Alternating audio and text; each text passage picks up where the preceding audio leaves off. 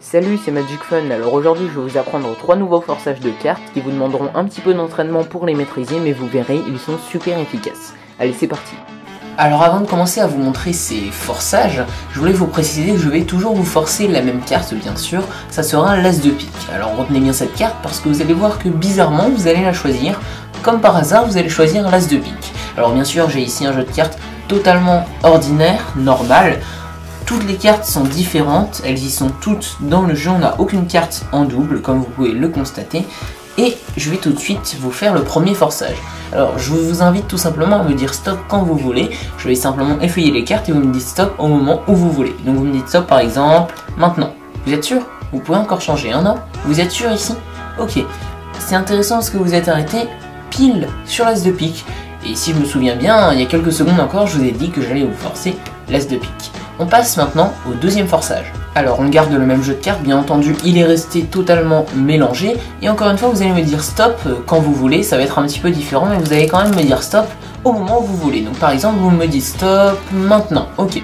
Alors je pose sur la table la carte sur laquelle vous êtes arrêté, je ne la regarde pas pour l'instant, et là on peut voir que par le plus grand des hasards, vous êtes arrêté sur l'As de pique, comme par hasard, je vous l'avais dit. Alors, troisième et dernier forçage, tout comme pour les deux premiers forçages, vous allez simplement me dire stop, m'arrêter quand vous le désirez.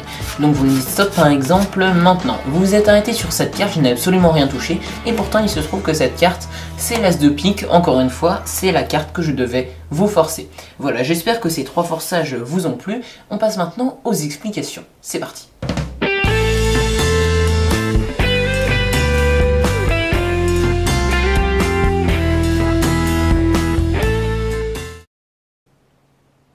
Alors avant toute chose, j'ai classé ces forçages comme difficiles, mais au fond ils ne sont pas si difficiles que ça. Avec un minimum d'entraînement, vous pourrez les maîtriser et les incorporer à vos tours de magie pour faire choisir une carte à votre spectateur, alors qu'en fait c'est vous qui allez la choisir à sa place. Enfin bref, c'est une manière de voir les choses. L'idée c'est que le spectateur ait l'impression de choisir la carte qu'il veut, alors qu'en fait c'est vous qui allez lui dicter la carte qu'il doit prendre, précisément quelle carte et pas une autre. Alors pour ces explications, on va prendre ici le 5 de trèfle, ça va être la carte que je vais forcer à chaque fois, et vous, la carte que vous voulez forcer pour le premier forçage, vous allez la placer sur le dessus.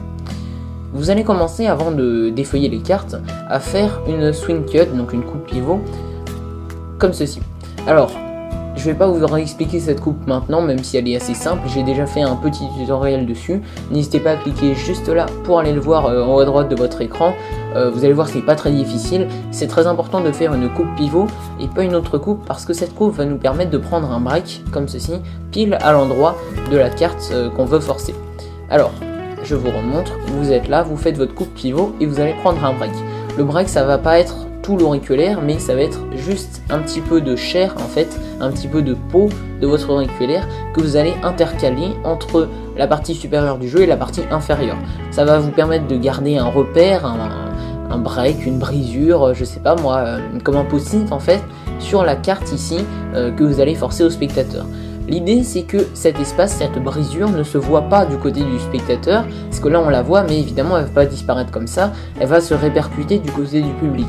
Alors pour qu'elle ne se voit pas trop du côté du public, ce que je vous conseille c'est de placer votre index comme ceci en travers sur la tranche en avant du côté du spectateur, comme ça ça pourra cacher au moins une petite partie de la brisure. Et si malgré tout elle se voit toujours, ce que je vous conseille de faire c'est simplement d'exercer une pression avec votre pouce sur les cartes pour réduire la brisure et la rendre invisible ou quasi invisible. Voilà.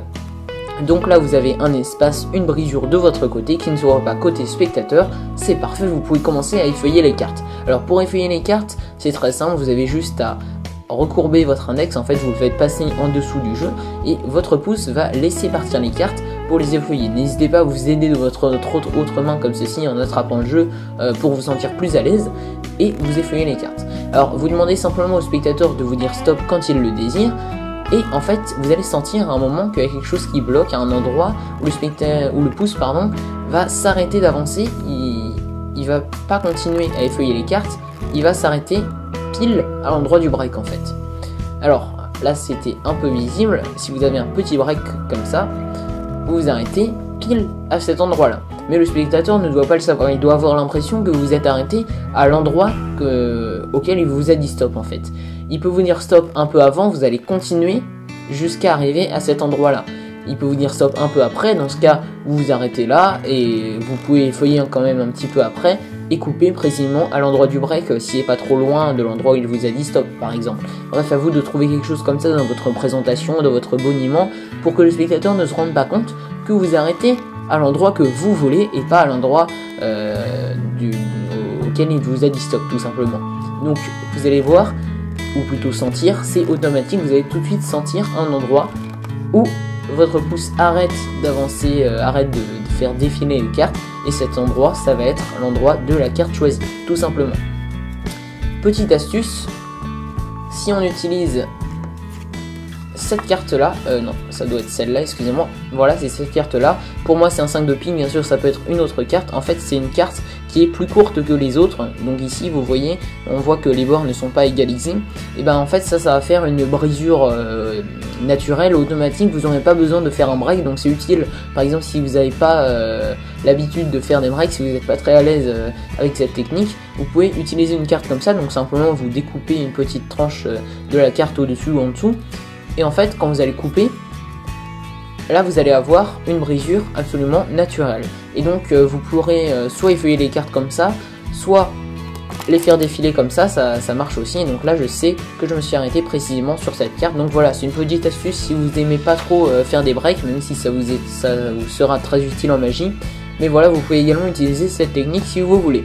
On passe maintenant au deuxième forçage. Alors pour le premier forçage, ça va être la même chose, le spectateur va simplement devoir vous dire stop au moment où il le désire. Alors vous allez effeuiller les cartes sans break ni rien cette fois-ci, et en fait au moment où il va vous dire stop, donc il peut vous dire stop au début ou à la fin, ça n'a aucune importance. Donc par exemple, il vous dit stop ici. Quand il vous dit stop, vous vous arrêtez et vous allez faire basculer le paquet supérieur, comme ceci. Vous le faites basculer et vos doigts réceptionnent le paquet.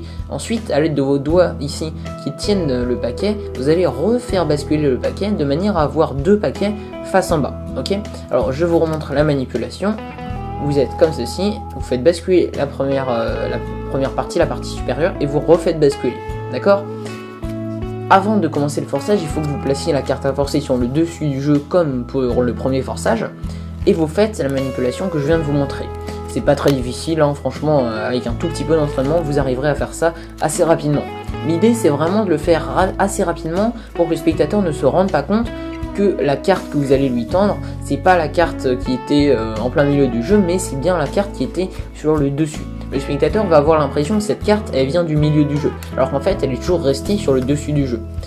Vous faites donc ce mouvement rapidement, et tout de suite, dès que vous êtes arrivé là, vous ne lui laissez pas le temps de vous poser des questions ou de réfléchir à quoi que ce soit, vous lui tendez directement la carte, vous la mettez sur le tapis, et comme par hasard, ça sera la carte que vous vouliez lui forcer. Je vous remontre une fois la manipulation, vous êtes là, vous effeuillez les cartes, vous faites basculer la partie supérieure, vous la faites rebasculer comme ceci dans votre autre main, vous avez deux paquets face en bas, et vous avancez la carte du dessus à l'aide de votre pouce, et comme par hasard, cette carte ça va être, oh bah tiens, le 5 de trèfle, comme par hasard. Et donc là le spectateur pensera avoir choisi la carte qu'il veut, il pensera vous avoir dit stop à l'endroit qu'il veut, c'est vrai, mais après c'est vous qui allez lui donner la carte du dessus, donc c'est un petit peu psychologique. Pour le spectateur, la carte vient du milieu alors qu'en fait elle était toujours au dessus. Voilà, l'idée c'est vraiment de faire le mouvement rapidement pour que le spectateur n'ait pas le temps de se rendre compte que c'est pas la carte qu'il avait choisie. Voilà, on passe au troisième et dernier forçage. Alors pour le troisième forçage, vous allez non pas placer comme pour les deux premiers forçages la carte à forcer sur le dessus du jeu, mais sur le dessous. Quand vous avez fait ça, vous allez prendre un break sur la dernière carte, la carte que vous voulez forcer. Alors pour ça, il existe plusieurs techniques. Si vous n'êtes pas habitué, vous pouvez à l'aide de votre pouce effeuiller la dernière carte, la laisser partir. Et comme ça, vous pouvez prendre votre break facilement. Si vous êtes un habitué, vous pourrez arriver à marquer un break comme ceci à l'aide de votre auriculaire directement. Sinon, ce que je vous conseille, c'est assez simple, rapide et pratique, c'est de faire une boucle. Donc à l'aide de votre index, vous allez en fait bomber le coin de appuyer sur le coin de la carte pour bomber la carte. C'est pas grave si ça se voit pendant une seconde du côté du spectateur, à vous de pencher le jeu comme ceci, trouver une astuce. Et donc là, l'espace va se répercuter de votre côté et vous pourrez prendre votre break facilement. Quand vous avez votre break, vous allez transférer ce break de l'auriculaire au break du pouce. Alors vous étiez en position de la donne, vous passez en middle grip. Donc la position middle, c'est simplement le pouce qui va être situé sur la petite tranche de votre côté, le majeur et l'annulaire sur la petite tranche opposée, d'accord? L'index, donc soit il est sur le dessus comme ceci, soit il rejoint les autres doigts devant, ok? Vous avez en fait simplement le pouce qui est de votre côté, les autres doigts sont en face, d'accord? Quand vous avez fait ça, vous allez faire une swing cut, donc un début de coupe pivot. Vous faites un début de coupe pivot, vous terminez pas la coupe. Vous allez simplement faire passer une partie du jeu en main droite, ok? La partie supérieure du jeu, qui était en main gauche, vous la faites passer en main droite. Vous la réceptionnez en main droite, et là directement, votre pouce va venir chercher les cartes sur le paquet de gauche. Donc vous allez faire passer les cartes du paquet de gauche sur le paquet de droite, ok?